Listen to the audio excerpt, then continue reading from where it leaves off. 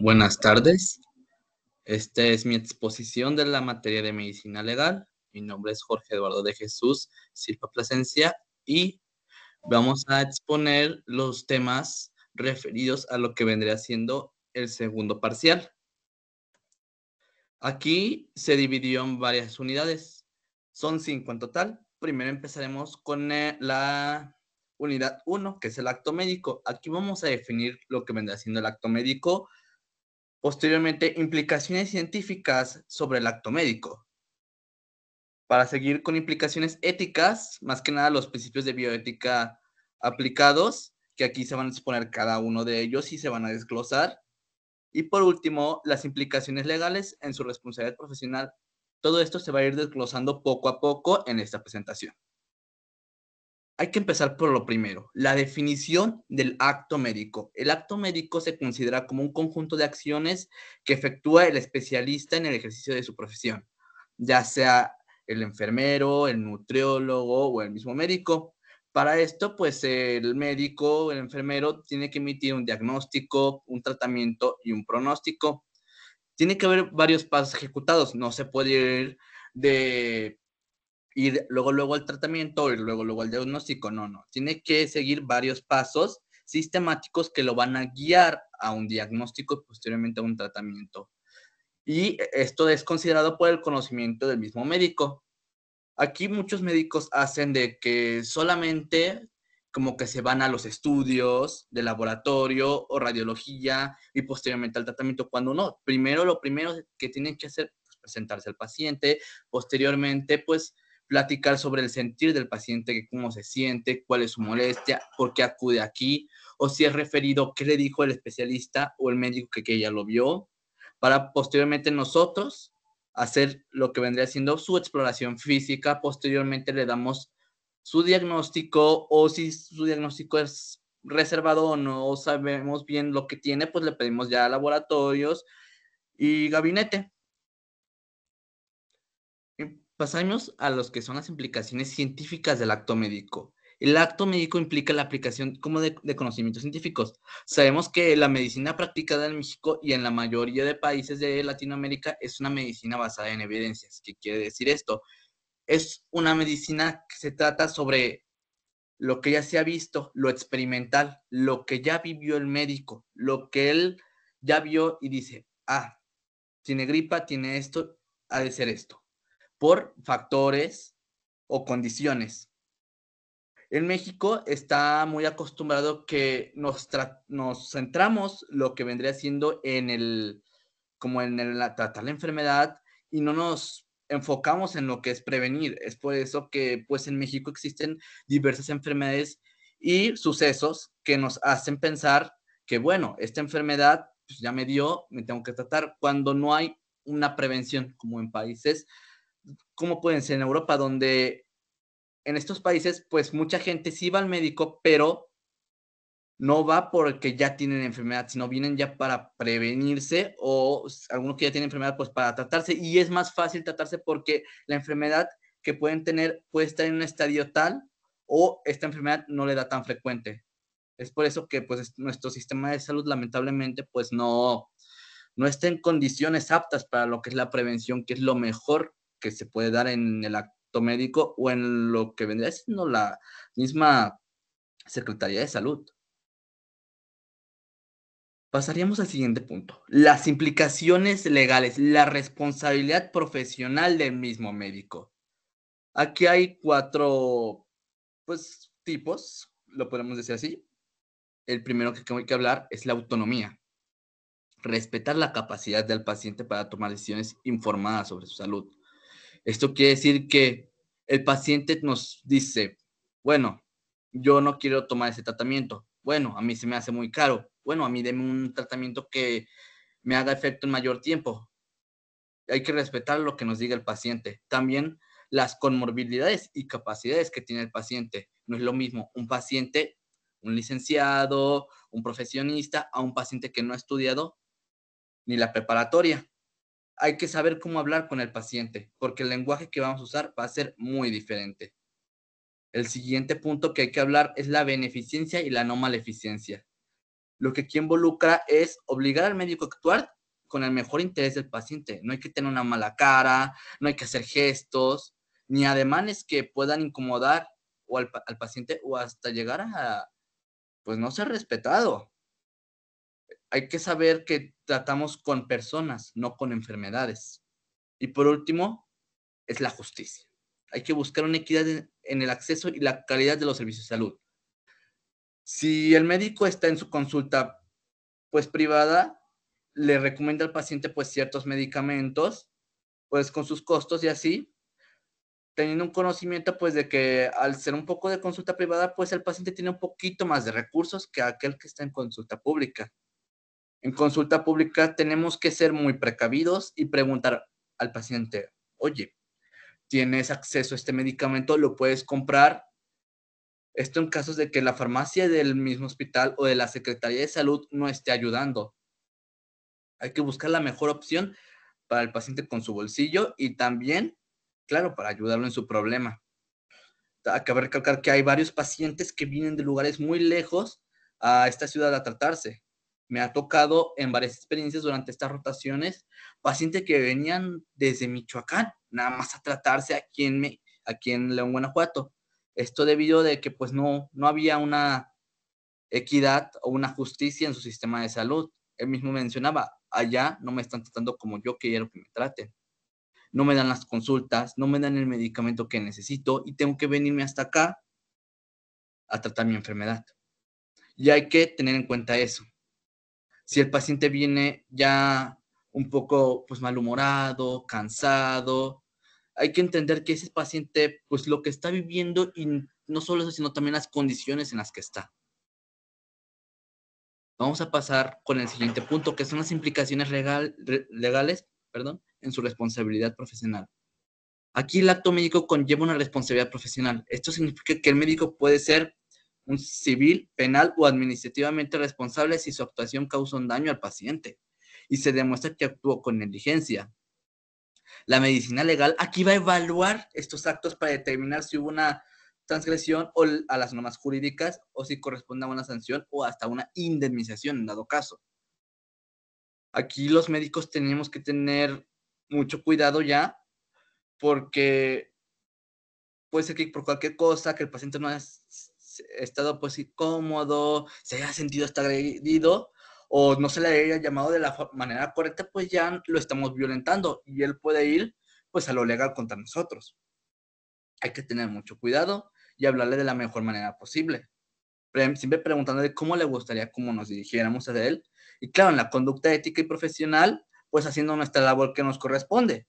Y nuestra mejor arma para nosotros como médicos, que es el expediente clínico y el consentimiento informado. Ahí, escribir todo lo que está sucediendo. Si el paciente no quiso el tratamiento, bueno, no quiso, pongo minuto médica, no quiso el tratamiento y que me firme que no lo quiso. Siempre. Para nosotros médicos, protegernos. Y no solo eso, sino bueno, también hablando del paciente, pues saber que su médico está actuando de una manera correcta. Si no está actuando de una manera correcta, pues ahí el paciente está siendo violentado, porque él, buscando una solución a su enfermedad, pues ya está teniendo otro problema y no le están solucionando lo que necesita. Vamos a pasar al siguiente unidad, que es la unidad de la práctica médica y su marco legal. Primero vamos a definir la práctica médica. Posteriormente vamos a encontrar la diferencia entre lo que es el acto médico y la práctica médica. Luego hablaremos de las implicaciones legales de la práctica médica. Hablaremos tanto de derechos como obligaciones, tanto de médico como pacientes, y la confidencialidad, el consentimiento informado y el secreto médico. Muy bien. Primero definamos qué es la práctica médica. Muy bien. La definición de la práctica médica aquí se define como el conjunto de actividades realizadas por profesionales de la salud orientadas a la prevención, al diagnóstico y al tratamiento.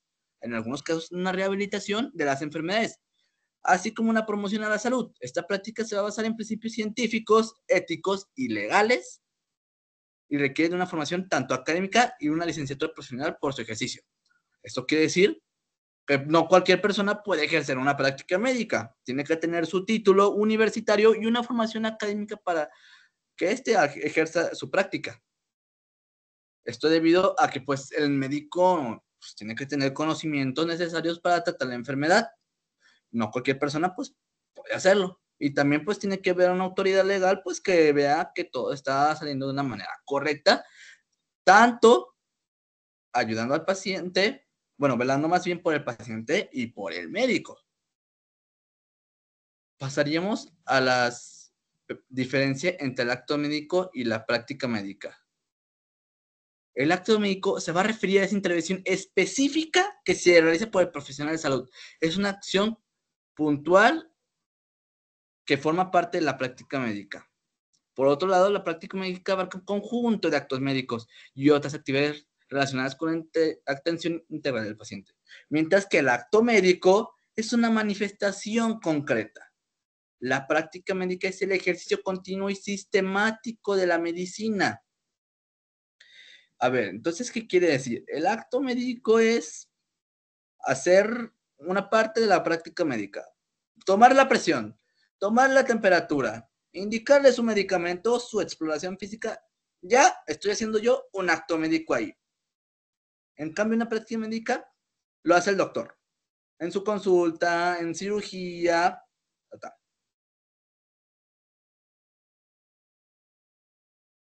Pasaríamos a las implicaciones legales de la práctica médica. Ya vamos entrando un poquito en tema de la materia.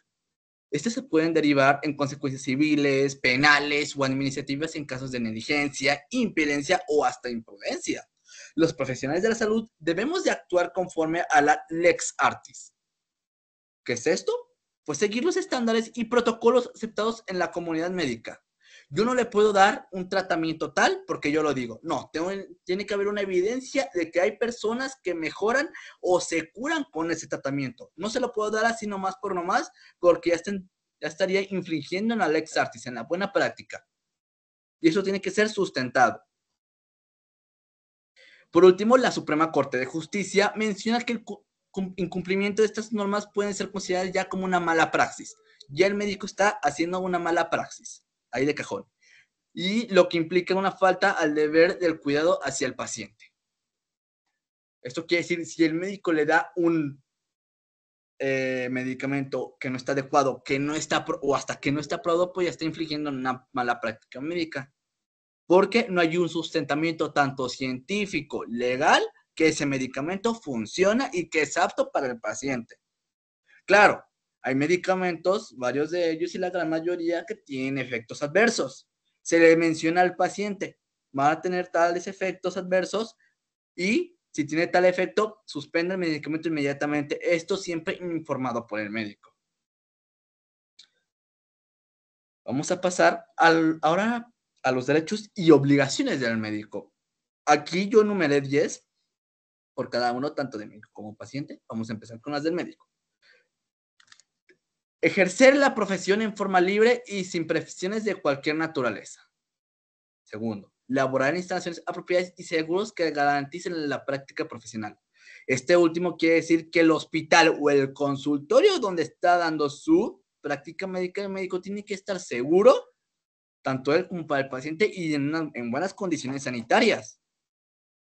Me tocó ver por experiencia en X hospital de la ciudad, donde literal el aire acondicionado, o sea, estaba por caerse. Ahí ya no está ejerciendo pues una buena práctica profesional, donde el médico tiene derecho donde el médico tiene tanto obligación como derecho. El hospital ya no está cumpliendo en esa parte. Y es algo que muchos médicos de nosotros no lo vemos, que tenemos derecho de que nuestra práctica médica sea en un lugar adecuado y pues libre, donde lo podemos ejercer de una manera. El tercer punto es tener a su disposición los recursos que requiere la práctica profesional. Hemos visto últimamente noticias que varios hospitales de la ciudad no tienen esto.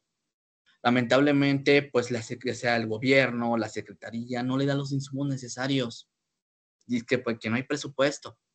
Bien, pero ¿cómo vas a dejar a un médico, a una enfermera, sin material de curación, sin anestesia, sin una gasa?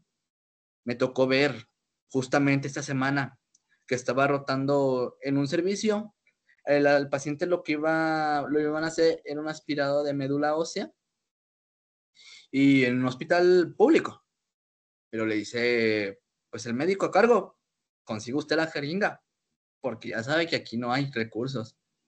Esa jeringa, como yo supe, costaba arriba de los 2,000 pesos y es algo que ya el paciente nunca tenía previsto. Y se supone que él está dando de su bolsillo a ese hospital, de su sueldo se lo descuentan, para que le vengan con eso, pues no es justo tanto para él como para el médico, que hasta los mismos médicos tienen que desembolsar de su propio bolsillo porque no hay material, no hay gasas, no hay jeringas, no hay medicamentos. Pasemos al paso 4. Abstenerse de garantizar resultados en la atención médica. Y el número 5, dije paso, me equivoqué. Recibir un trato respetuoso por parte de los pacientes y sus familiares, así como del profesional relacionado con su trabajo. Un poco deteniéndome, también me tocó esto, paciente muy grosero hacia mí. Yo no era el médico, pero yo era el que le iba al médico, estaba en consulta y se dirigió groseramente a mí y sí me sentí atacado. El paciente pues decía que estaba en el servicio de urgencias y decía por qué no lo atendían y un comentario soez. En 6 hay que tener acceso a la educación médica continua y ser considerado en igualdad de oportunidad para el desarrollo profesional. Excelente punto lo que vimos los de nuestra universidad en un cierto punto del semestre pasado. No nos permitían ejercer nuestra educación médica. Desde ahí estamos violentados nosotros. El 7º punto es tener un acceso a actividades de investigación y docencia en campos de su profesión. Participar en proyectos de investigación, invitarlos a tales congresos, para que el médico, el estudiante, pues tenga mayores conocimientos. El punto número 8, asociarse para promover sus intereses profesionales. Esto pues para tener más relaciones en el ámbito profesional. Punto 9, salvaguardar su prestigio profesional y percibir remuneración por sus servicios. Esto quiere decir, es cuando los pacientes dicen, ¿por qué el médico me cobra si supone que la medicina es gratis? Es un derecho del paciente, es un derecho, perdón, del médico. El médico tiene derecho a percibir una remuneración por lo que él está dando. Pues no estudió tantos años y no se preparó tanto, pues para, digamos, no recibir bueno, en algunos casos no recibir nada. El médico ya tiene derecho, pues, de decir, oye, hospital, oye, paciente, te di mis servicios, pues ahora tengo que cobrar. Ahora pasaríamos a los derechos y obligaciones del paciente. Punto número 1, recibir una atención médica adecuada, con respeto. Es un conjunto número 2, recibir un trato digno y respetuoso. Punto 3, una información suficiente, clara, oportuna y veraz, en el lenguaje que el paciente entienda y dándole claro todas sus opciones. 4, decidir sobre su libre atención. ¿Quiero este medicamento? No quiero este medicamento. No me haga esta cirugía. No quiero. Hágamela. Haga lo posible. 5, otorgar o no su consentimiento válidamente informado. Aquí difiere un poco, yo creo que otorgar es lo máximo que se puede dar consentimiento informado. Sí, claramente, pues en su consentimiento informado, pues el paciente ya está dando su permiso pues para ejercer, que el médico ejerza el procedimiento que quiere hacer. El médico siempre tiene que decir qué es lo que va a hacer o qué medicamento le va a dar. Ahí en su consentimiento informado. 6, ser tratado con confidencialidad. No andar husmeando por todo el hospital. Oh, Juanito de tal tiene esta enfermedad. Oh, ya se va a morir Juanito de tal. No, hay una confidencialidad entre el médico y el paciente. Lo mismo, lo dijo el mismo Hipócrates. No se va a decir nada. Médico y paciente es una conversación confidencialidad. No se vuelve a decir. Más bien no se vuelve a contar. Eso está en el Tratado de Medicina de Hipócrates. Cuando los médicos pues se reciben, dan ese pues speech, por así decirlo, muy famoso de los médicos, que es el tratado, y en uno de esos viene la confidencialidad. Recibir atención médica en caso de urgencias, esto es importante. También el licenciado ya nos ha contado varias experiencias de cómo los hospitales privados se rehúsan a dar una atención médica de urgencias a personas que lo necesitan. 9, contar con un expediente clínico, lo esencial, y ser atendido cuando se inconforme por la atención médica recibida. Ahora vamos a pasar sobre la confidencialidad, el consentimiento informado y secreto médico. Bueno, un poquito agregando porque ya platiqué en la anterior diapositiva. Pues la confidencialidad es un principio ético y legal que obliga al médico a no divulgar ninguna información sobre el paciente sin su autorización. Lo vemos nosotros como médicos y estudiantes, lo vemos diario. Es diario y no se está ejerciendo y el paciente no lo sabe. Aquí el consentimiento informado es el proceso mediante el cual el paciente recibe su información clara, completa, sobre un proceso médico y otorga su aprobación voluntaria del mismo, o bueno, en casos de personas mayores, menores o con discapacidades, pues se lo da el tutor. Pasaremos ahora a lo que vendría siendo la unidad número 3. Aquí involucramos a la Lex Artis Médica. Primero hablaremos del concepto de la Lex Artis. Posteriormente, su importancia en la valoración de la responsabilidad médica y daremos algunos ejemplos prácticos y ejemplos jurisprudencialidades. Antes de llegar a los ejemplos, cabe mencionar que esto lo saqué de una fuente en un hospital de España, donde dieron pues varios ejemplos prácticos de la Lex Artis. Todo esto de los ejemplos, pues son ejemplos de hospitales de España. Concepto de la Lex Artis. ¿Qué es la Lex Artis? Es un criterio que permite valorar el acto médico, ejercicio por un profesional de la salud durante la relación médico-paciente. Los elementos que componen estos criterios se encuentran en relación con la formación académica del médico, la complejidad de que puede ser el acto médico efectuado, así como los factores inherentes del paciente. Aquí puse una imagen de un cirujano haciendo cirugía laparoscópica, debido a que pues muchas veces las mayores negligencias y la no lex artis se dan en este ámbito de la cirugía. Y el médico dice, oye, ya sé que hice algo mal, pues la fallé. ¿Qué hace él? No lo escribe en su nota médica. Legalmente ahí dice, yo me salvo, yo no tuve nada que ver, se perdió la nota médica, la dan por perdida. ¿Qué podemos hacer aquí en México cuando se pasa? Pues no mucho, ¿verdad? Muy bien, ahora hablaremos sobre la importancia en la valoración de la responsabilidad médica. La calidad en el acto médico tiene una estrecha relación con la forma de proceder al facultativo, con conocimientos y habilidades con las que cuenta y con el carácter que tenga cada profesional. Le vamos a agregar un valor agregado a esta relación médico-paciente y durante sus prácticas. Aquí voy a citar a la Suprema Corte de Justicia de la Nación, que señala que la responsabilidad médica se configura cuando se muestra que el profesional de la salud no actúa con la diligencia debida, incumpliendo los estándares establecidos por el ex artis. Es decir, paciente, le pasa esto, va a la Suprema Corte, diciendo que el médico no actuó con la Lex Artis, que me causó negligencia médica. Actualmente lo estamos viendo en muchísimos casos. Pacientes que cirugía, supongamos, de abdomen, una apendicectomía, salió mal. Le causó una perforación en el intestino, una perforación de colon. ¿Y el paciente qué hace? Muchos pacientes no saben que pueden llegar a la Suprema Corte por la Lex Artis. Es que muchos pacientes no están informados de eso. Muy bien, aquí vamos a hacer unos casos prácticos de lo que podemos encontrar en la Lex Artis. Uno es el retraso en el diagnóstico de una enfermedad pese a síntomas evidentes. Eso quiere decir que el médico nunca da la enfermedad. Cuando hay un caso de síntomas evidentes, no hay una Lex Artis. Otro es una aplicación correcta de anestesia epidural como resultado de paraplegia. Muy común que el anestesiólogo se haya pasado de dosis, no lo haya calculado y dejé parapléjico al paciente. Le di de más, le di de menos, se despertó en la cirugía. Oye, imagínate al paciente, o sea, estás infligiendo una negligencia en maniobras obstétricas. Esto se daba muchísimo, no muchos años atrás. Tenemos experiencias de que pues, los mismos estudiantes de medicina iban y a la paciente que ya estaba en estadio 1 iban y tocaban ahí el canal vaginal, ellos pensando, bueno, pues estoy practicando cuando ellos no sabían, oye, pues estás privando la privacidad de la paciente, oye, ya les causaste una enfermedad, ya la contagiaste porque no te lavaste las manos, no usaste guantes, oye, me están mirando todos, me siento atacada, allá la paciente ya tiene que hacer algo, oye, médico, yo no me siento bien que todos me estén tocando y me estén mirando, ¿no? Siempre se le pide permiso al paciente. Eso es algo que siempre hay que recalcar para médicos y como los estudiantes. Siempre, cualquier procedimiento, cualquier tocamiento, sea el paciente, se dice, te puedo tocar, se le explica qué se va a hacer y se le pide permiso.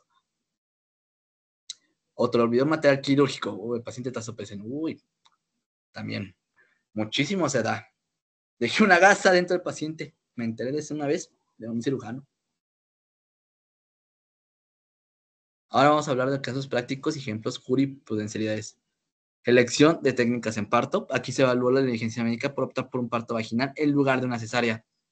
Oye, el bebé viene mal, cesárea, oh, no quiero parto, no parto, que se haga parto. Oye, médico, si estás viendo por el bien de la paciente, pues lo mejor para tanto el bebé como el paciente es una cesárea. Aquí el tribunal que concluyó que al no existir indicaciones claras que demostraran la preferencia por la cesárea en el momento, la elección fue adecuada conforme a la Lex Arts. Otro es el demora en diagnósticos de mielitis transversa. Aquí se abordó que en caso de que una paciente sufrió secuelas graves debido a un error en el diagnóstico inicial y una demora en la administración del tratamiento adecuada para una mielitis transversa, el tribunal determinó que la actuación médica no se ajustó a la Lex Artis, confirmando la pérdida de oportunidad del paciente y, pues claro, el paciente demanda. Pasaríamos al índice en la unidad número 4. Expediente clínico, norma 004. 2012.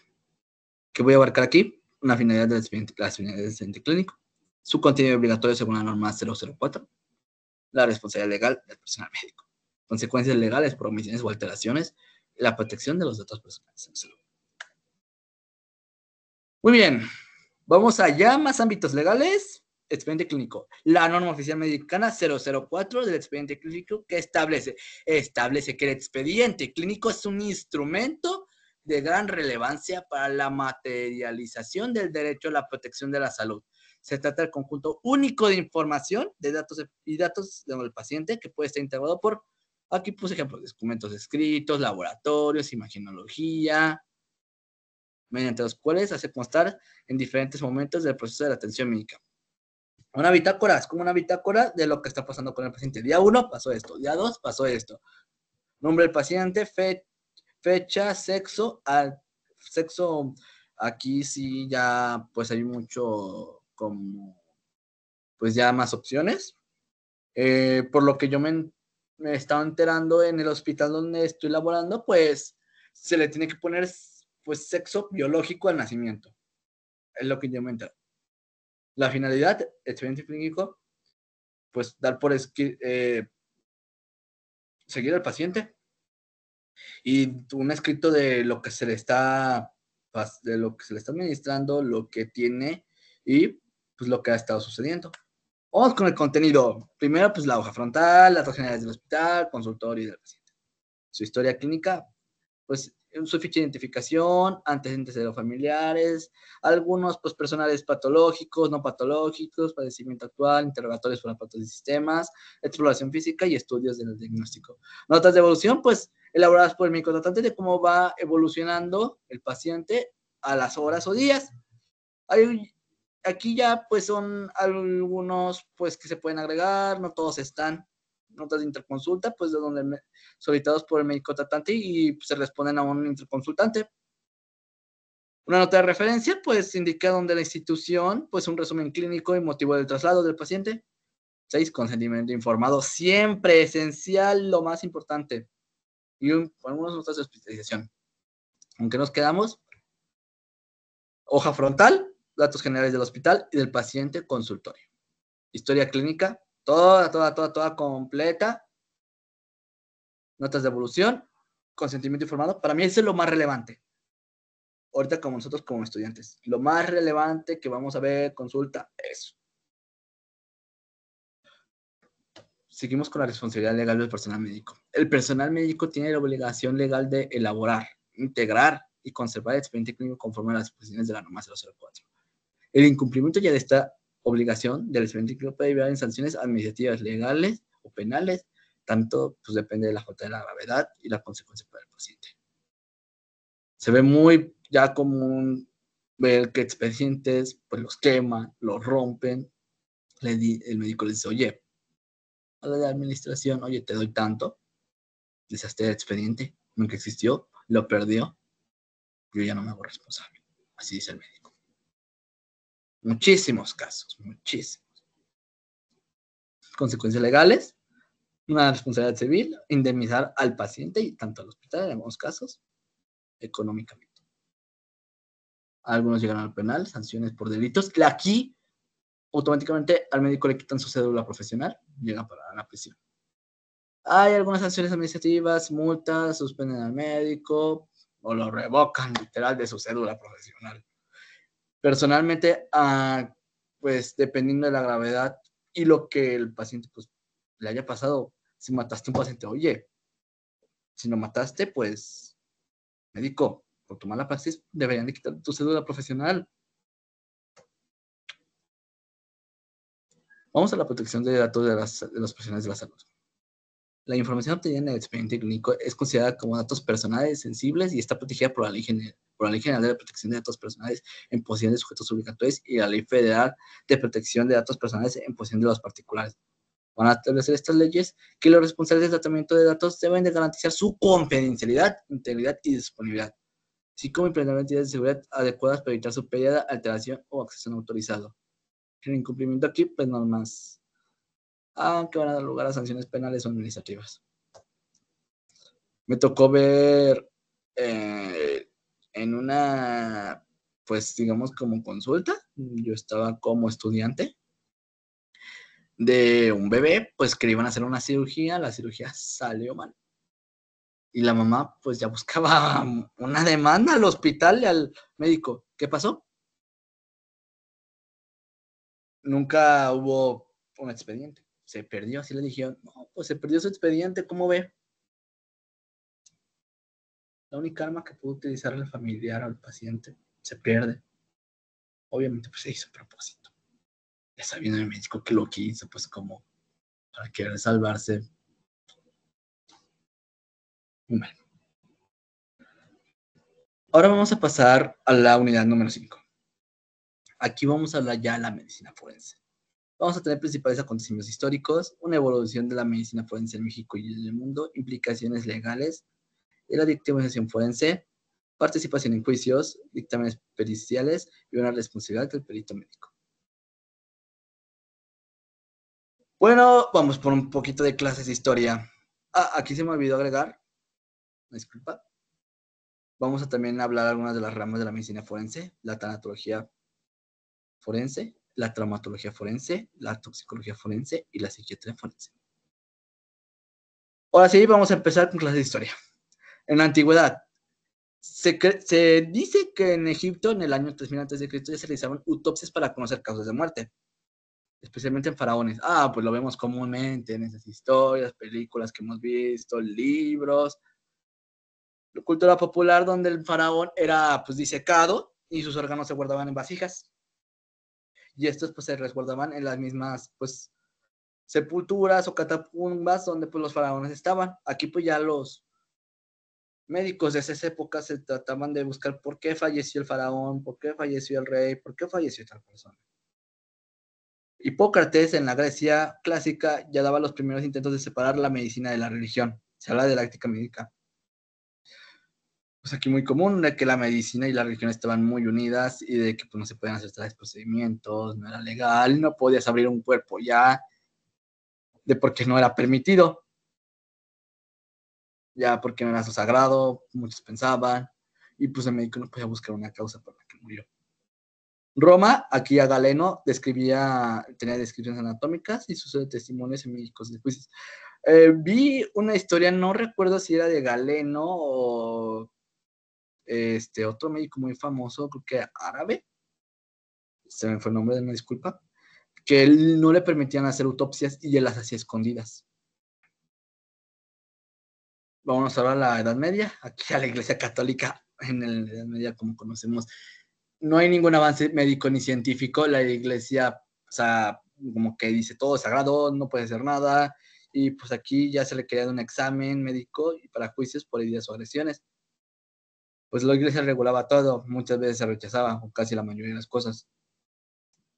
Y no es hasta 1950 que en Italia hace el primer uso de medicamento, el primer uso del documento sobre una autopsia con fines legales. Tuvieron que pasar muchísimos años para que ya hubiera una societación. Hace menos de 1000 años se hizo. Renacimiento. ¿Por qué pasaba en Italia y Alemania? Los primeros tratados de la medicina legal se estudian abortos, infanticidios y homicidios. Aquí, Chasida Paolo publicaba pues un tratado en la que era de cuestiones médico-legales basadas en la medicina legal moderna. Y aquí un poquito ya la edad moderna, la medicina legal se estudiaba como una disciplina médica, ya era oficial, una materia, ya era oficial algo, la medicina legal. ¿Por qué? Porque antes no estaba. Había leído que los peritos médicos o los que daban a hacer testimonios, pues eran los mismos médicos. El médico decía, había dos representantes, eran dos médicos que representaban a la corte de casos médicos. Y pues es que no eran como pues estudiados en el ámbito de leyes. Yo creo que sí difiero mucho de que debieron haber sido aquellos pues que estudiaban. También en muchos países pues no se estudiaba esto, así que pues eran ellos los encargados, o porque eres médico, tú sabes, tienes que saber, tú dices si está bien, está mal, así. Entrando un poco más en el ámbito del Renacimiento y en la Edad Moderna, que son donde hay más avances, pues en 1507 en Alemania se promulgó un código penal auspiciado por el obispo de Bamberg, y aquí incluía disposiciones médico-legales. Y en 1532 el emperador Carlos V promulgó las constituciones criminales carolinas. Aquí detallaban la necesidad de peritajes médicos legales en caso de lesiones o homicidios u otros delitos. Popularmente eran más necesarios por homicidios o por, claro, algún suicidio.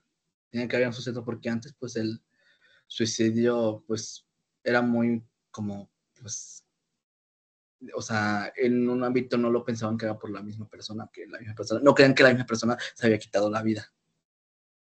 Y bueno, ya como un poquito más, en el siglo XIX y siglo XX hubo integración de técnicas científicas como el análisis de ADN, toxicología y una antropología forense. Hubo avances en la medicina legal y digital y la creación de datos genéticos.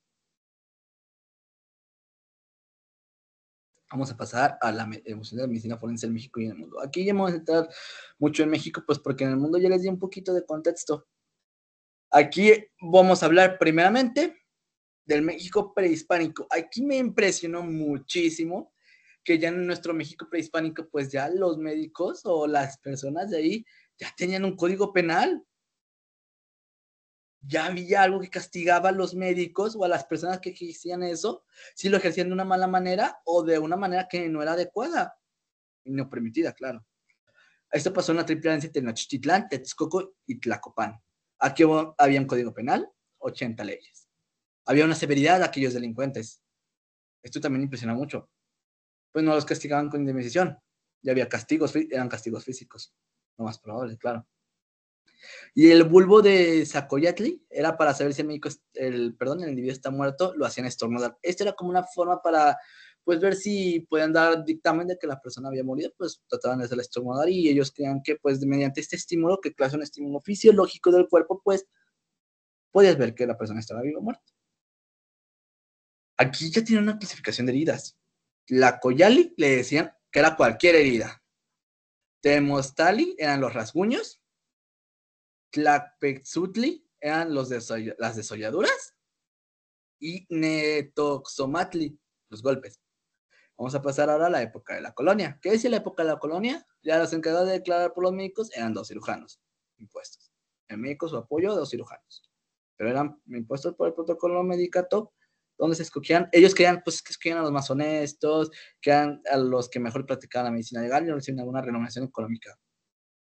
Aquí se me hace, pues, una visión muy buena. Espero que sí se haya sido de esa manera adecuada, de que pues eran los más honestos, pues claro, los que mejor reputación, popularidad tenían en el ámbito médico. Oye, yo sé que esta persona es honesta por tales casos. Va. Ahora vamos a hablar un poco más en contexto ya en un México independizado y revolucionado. En 1863, el doctor Agustín de Arellano ya fue nombrado como el primer catedrático de la medicina legal en la primera escuela de medicina de México, la Universidad Nacional Autónoma de México. En 1969, el doctor Luis Hidalgo y Carpio publica un tratado o una obra, Introducción al estudio de la medicina legal, consideró la disciplina en el país. Posteriormente, ya en el año de 1869 y 1870, pues este doctor pues ya empezó a experimentar y a tener teorías sobre lo que venía siendo el suicidio y coagulación, así como también estudios toxicológicos. Es debido a que pues eran muy comunes los envenenamientos en esos casos. Otra cosa a destacar, pues en 1903 se estableció el servicio médico legal en el Distrito Federal, formalizando ya la práctica médica legal en México. Y de 1940 a 2015 ya la medicina forense en México evolucionó hacia una disciplina muy especializada con la creación de centros de investigación y programas posgrado en diversas universidades. Vamos a hablar ya un poco de las ramas de la medicina forense. Vamos a hablar ya primero de la tanatología. Hay que definir qué es la tanatología. La tanatología se refiere a la atención del estado emocional del paciente y su familia de enfermedades con un mal pronóstico. Un cáncer, una enfermedad muy maligna, como por ejemplo. La tanatología clínica aquí busca mejorar la calidad del paciente en su fase terminal y acompañar emocionalmente a los familiares. Aunque se suceda al final de la vida, también tiene un rol importante en la medicina legal. La definición legal de muerte en México, ¿cómo se define? Hay una muerte encefálica, ausencia total de la conciencia, respiración y reflejos del tallo cerebral. Debe descartarse una intoxicación primeramente y confirmar por electroencefalograma o estudios de flujo encefálico. Como la medicina legal mexicana define el cadáver como el cuerpo humano donde se ha comprobado legalmente que ya hay pérdida de vida total. Los tipos de muerte según la etiología médico-legal en México, hay muertes violentadas por hechos intencionales accidentales, homicidios, suicidios, accidentes. La muerte natural es espontánea, sin intervenciones de sistemas. Hay una muerte súbita, tipo de muerte natural que ocurre en menos de 12 horas desde el inicio de los síntomas en personas que aparentemente están sanas. El diagnósticos clínicos de muerte. Ya los signos clínicos pues deben ser que la persona ha perdido la vida, es una inmovilidad, flacidez de los músculos, pérdida de reflejos, relajación esfínter, pérdida de la conciencia. Aquí hay que requerir descartar intoxicaciones y condiciones reversibles antes de declararla. Los cambios post-mortem de cadáver se dividen en físicos y químicos. Físicos como pérdida de la temperatura corporal, que no siempre implica un enfriamiento. Por un ejemplo es la fórmula de Gleiser, que estima del post-mortem en la base de la temperatura rectal del paciente. En México el cadáver pierde 0.8 grados Celsius por hora al inicio. Y los químicos y microbianos, ya cuando hay una descomposición, gases, putrefacción y eventualmente pues la esqueletización. Pasaremos a lo que vendría siendo el tema de la traumatología forense. ¿Qué es la traumatología médico-legal? Es aquella rama de la medicina forense que estudia las lesiones ocasionadas por violencia externa, tanto inmediatas como mediatas. Se clasifican debido al agente del producto. Agentes mecánicos, los más frecuentes, físicos, químicos y biológicos. Los agentes mecánicos actúan mediante fricción, presión, percusión o tracción. Si vienen contusiones simples o contusiones complejas, ya pues, se divide por colores: azul, verde o amarillo. Las contusiones simples de equimosis, pues evidencia de sangrado.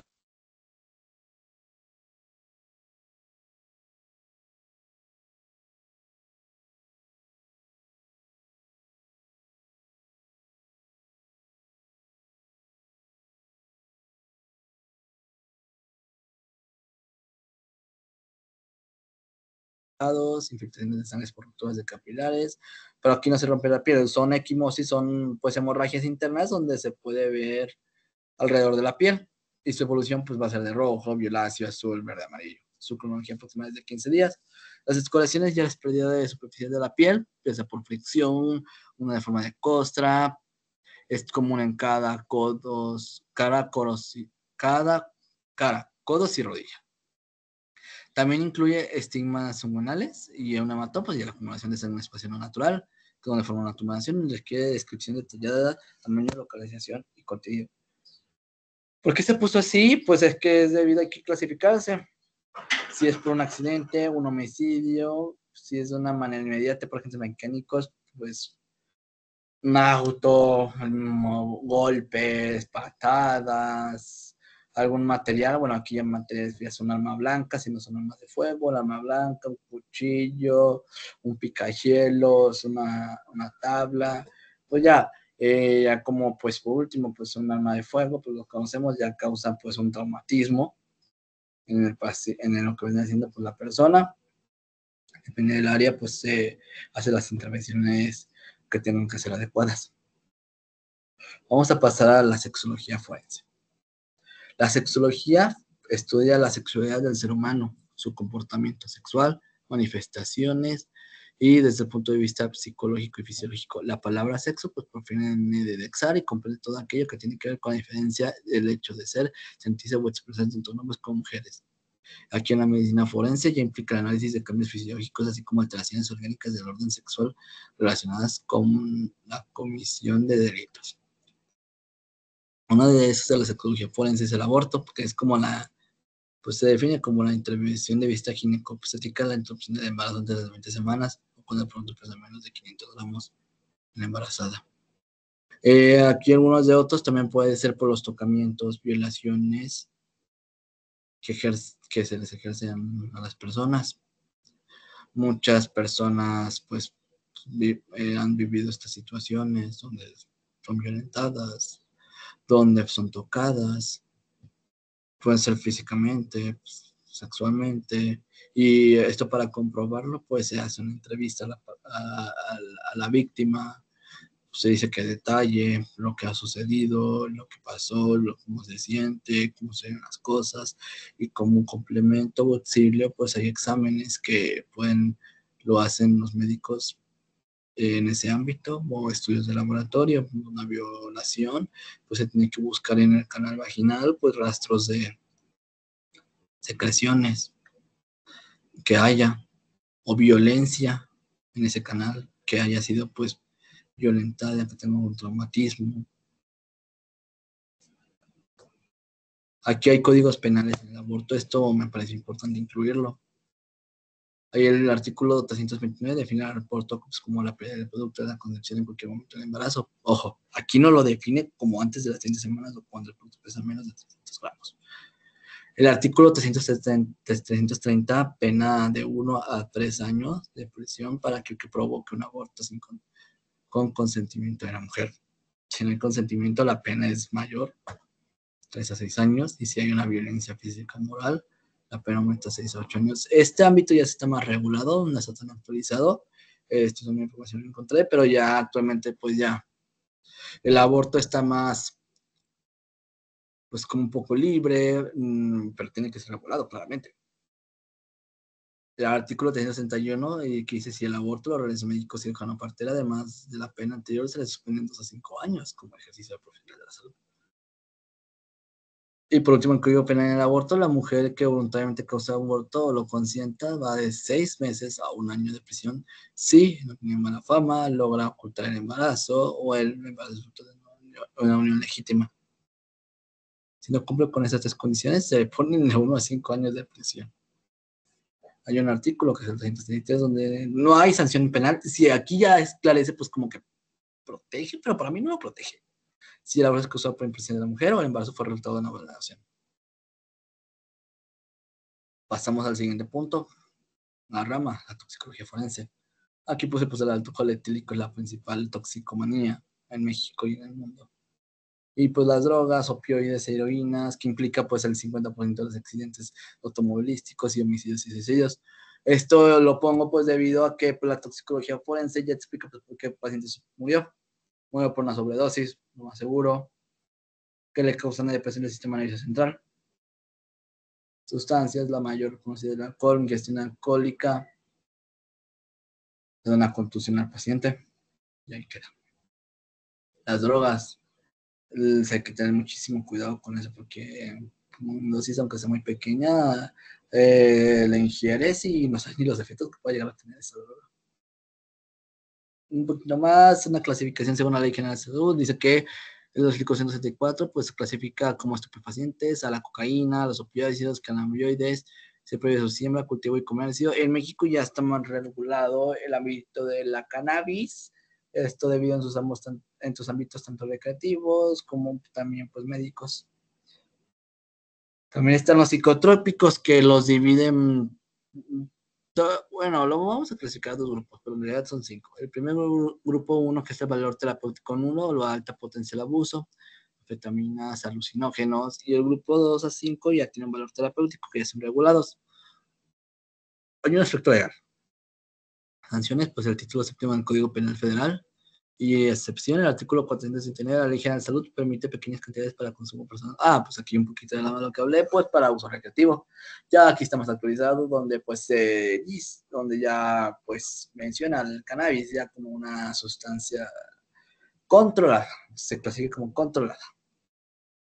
¿Qué se le hace? Pues para verificar al paciente de su sobredosis, de su intoxicación, una etapa preliminar, que es la presuntiva, aquí una detección rápida y económica, que no se especifica, y ejemplos inmunoensayos o pruebas de color, y ya hay una etapa confirmatoria.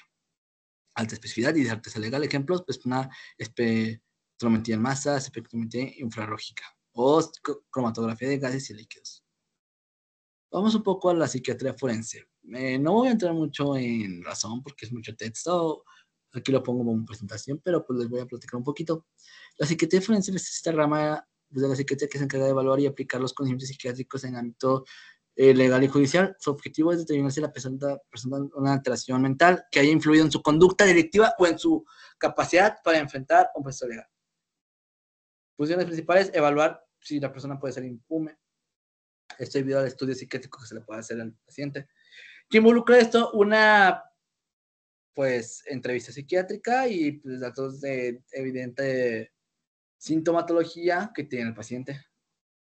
También la capacidad para procesar, riesgos de peligrosidad y valoración a la víctima, y dictamen sobre internamiento voluntario. Aquí ya habla un poco acerca de que pues el paciente tiene que, pues no puede ir como por sí a la cárcel, sino tiene que ir a un hospital psiquiátrico. El paciente no puede ser castigado con prisión si es psiquiátrico en algunos casos, así que pues se les manda de manera involuntaria pues a un hospital psiquiátrico para ser tratados. Pues, ¿qué realiza la psiquiatría forense? Entrevistas clínicas, estructuradas y no estructuradas, aplicación de pruebas psicológicas y psiquiátricas, hay una evaluación del historial médico psiquiátrico, hay una revisión de expedientes judiciales y una emisión de dictámenes perjudiciales para jueces o fiscales. Nosotros, estudiantes, rotamos ya por psiquiatría, fuimos al hospital psiquiátrico del estado y se vieron cosas muy impresionantes. Yo creo que ha sido la rotación de más me ha impactado y también he aprendido mucho, donde personas habían confesado por sí mismos que ejercieron violencia o otros casos, como ya se sabe, hacia familiares, amigos o personas que están también en pleitos legales y ellos están ahí, unos voluntariamente, otros voluntariamente, otros de, pues no me pueden meter a la cárcel, no me pueden meter aquí. Y sí impacta mucho, recuerdo mucho una anécdota que pues, hermano, abusó pues de su hermana y pues está internado en ese psiquiátrico y pues como pues es tratado ya y se ha comprobado que tiene una disfunción en su lóbulo frontal, en su juicio. Es algo pues que el individuo ya tiene afectado y pues no se puede ejercer como algo legal debido a que pues es una condición que tiene.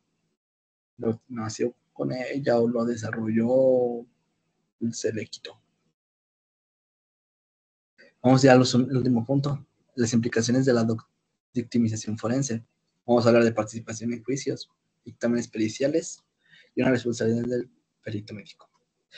Participación en juicio. El perito médico va a desempeñar un papel crucial en los procesos judiciales, actuando como experto independiente que proporciona una valoración imparcial para ayudar a jueces y abogados a comprender cuestiones técnicas relacionadas con la salud, lesiones o enfermedades derivadas de un hecho concreto. En el sistema penal acústico su responsabilidad incluye examinar los indicios y objetivos relacionados. Pues el médico pues ya tiene que durante un juicio oral declarar y responder preguntas acerca de su juramento, del juramento, analizando y opinando sobre los hechos. ¿Qué es esto? Pues ya el médico va, lo demandan, tiene esto, pues tiene que ir ahora a juicio. Pues el médico ya participa en ese juicio, da su versión, da sus argumentos, da lo o sea, todo lo que se le dio por escrito al paciente, argumentando pues, cómo actuó. Si el paciente demanda por una mala praxis, pues el médico se intentará defender. Su arma mejor, pues el expediente clínico y los abogados. Dictámenes periciales. Aquí pues ya tenemos una definición, que es el informe elaborado por el perito médico. El perito médico pues evalúa la situación, lo que pasa, qué resultado va a tener, análisis técnico y científico sobre el caso en cuestión, lo analiza y da su testimonio y su dictamen. Ese tiene que ser claro, objetivo y fundamentado en conocimientos especializados que permiten al juez comprometer pues, los aspectos médicos complejos. Pues esto debido a que un juez pues, no sabe un lenguaje médico extenso, pues aquí los peritos médicos pues tienen que adecuar el documento pues al lenguaje que vaya a tener el juez. Y hay un manual, que es el manual de la prueba parcial de la Suprema Corte de Justicia de la Nación Mexicana, que el dictamen debe responder a preguntas formuladas atendiendo a la ciencia y la profesión y los hechos hipotéticos de su propuesta. Por último, los dictámenes periciales. Se define como una responsabilidad legal y ética que puede ocurrir en delitos como una falsedad de un documento, negligencia o corrupción, si este se manipula con resultados o se parcializa, no incumple con la metodología adecuada o omite datos relevantes. También aquellos que emiten dictámenes en fundamento científico. Además, está sujeto a leyes de responsabilidad penal, civil y administrativa. ¿Qué se quiere decir con esto? Que pues los dictámenes periciales, pues ya médicos, personal, pueden manipular resultados, no cumplir con la metodología adecuada y omitir pues datos relevantes. Por ejemplo, omitir que el paciente es alérgico al medicamento y le das ese medicamento. Oye, ¿cómo omites eso y le das ese medicamento? Y aquí pues los peritos ya van, revisen ese caso, vamos a tratarlo y ya incurren en aquellos que dicen, oye, esto es falso. Oye, este me encontró con negligencia o con corrupción, con evidencia. Aquí un poco de dictámenes periciales, pues actualmente ya pues se está dando muchos casos de médicos que van a la cárcel, pierden su cédula, los inhabilitan. Pues hubo un caso de una psiquiatra muy conocida, entre comillas, psiquiatra, que pues no era psiquiatra, pues ejercía una mala praxis y recetaba a sus pacientes. Si era una cédula profesional, pues ya con falsedad y pues ya está ejerciendo por sus acciones legales. Quiero dar las gracias por este proyecto. Fue muy interesante el buscar como toda esta información acerca de la medicina legal. Me gustó mucho en esta forma como de presentación. Siento que estoy aprendiendo más en estos ámbitos, como de buscar información, revisar, pues ya no solo revisar medicina, revisar cosas legales. Y me llevo esto como para mis prácticas profesionales, para saber cuándo se está actuando por una mala praxis. O también cuando yo ya sea un egresado, pues actuar de la mejor manera y pues siempre escribir todo en expediente clínico y consentimiento informado. Muy bien, esto sería todo y agradezco de antemano. Muchas gracias.